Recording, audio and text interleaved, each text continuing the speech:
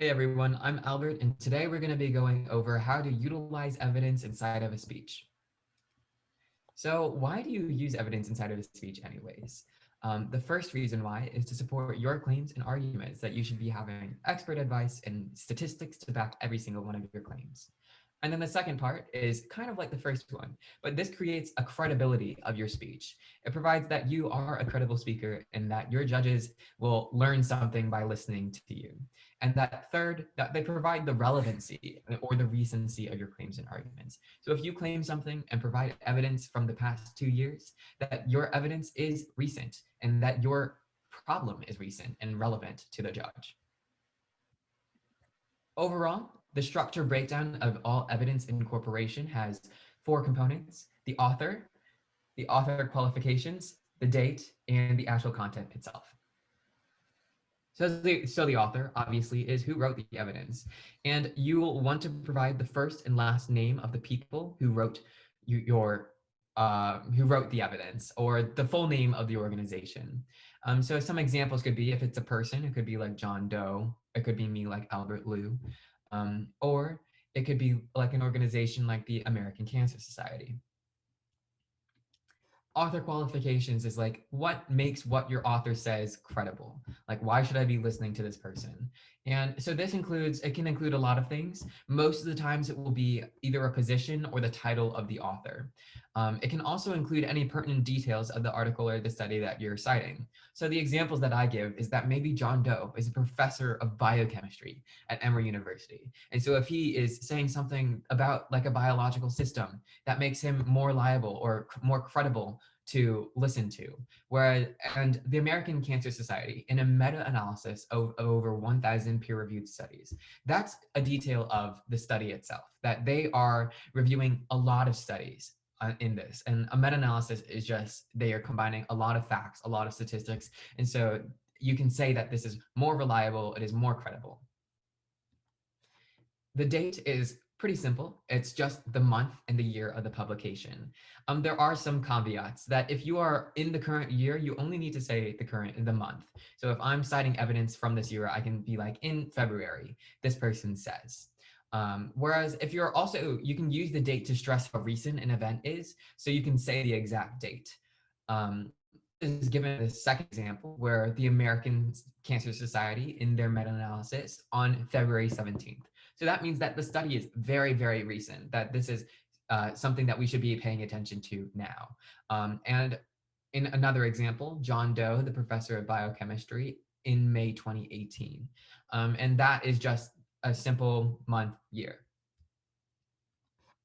And then it comes to the actual content. So what are you citing from your person, or what is the publication saying? And there's two ways of including content.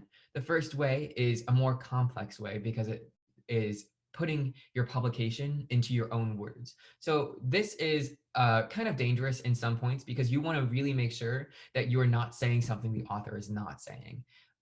But you put what the author says into your own words and incorporate that into your speech. The advantage there is that you actually get to control all the words inside of your speech, and you get to put it in your own words. That's the benefit. Whereas the second method, direct quotation, you directly quote the source. That's a little harder to incorporate inside of your speech because you're taking someone else's words when they're talking about something else inside of your own speech. So there's two examples on the bottom. So John Doe, once again, wrote that the Atlanta Urban Debate League is the best because it blah. This is paraphrasing because I'm extracting information and putting it into my own words. The other example is a direct quotation that the American Cancer Society says that, quote, the incidence of cancer is directly proportional to the income of the surrounding area. So it directly takes the information from a source. Disclaimer here, both of these are made up examples. You'll see some real examples in the next slide.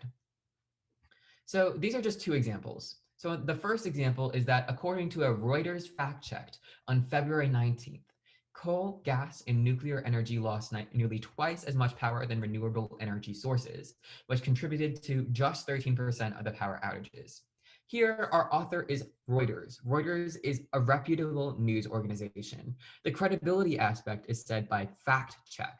So Reuters is really well known for giving fact checks where they have a bunch of experts just go in and verify the truth on something. So you can say that this is credible. And February 19th is given of this year is implied because I want to stress how recent this event was. This event is actually talking about the Texas blackouts.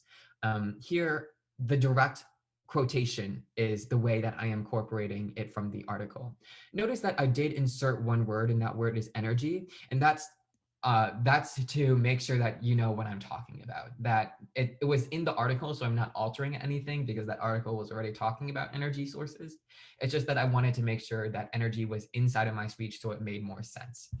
The second example, James Conca, environmental scientist and contributor to Forbes, writes that in November 2017 that the health effects of environmental pollution are the leading cause of death worldwide each year. So the author is James Conca, and the reason why you should trust him, or the reason why he is credible, is because he is an environmental scientist and he is also a writer for Forbes magazine, a very reputable magazine source in America. And he published this in November 2017, so this is relevantly recent. And then this is a paraphrase of what he says, that the environmental pollution health effects lead the cause of death worldwide each year. And so that's paraphrasing my evidence to insert it. So today we've gone over how to incorporate evidence inside of your speech, and hopefully that's helpful when you actually are giving your speeches. Thanks, everyone.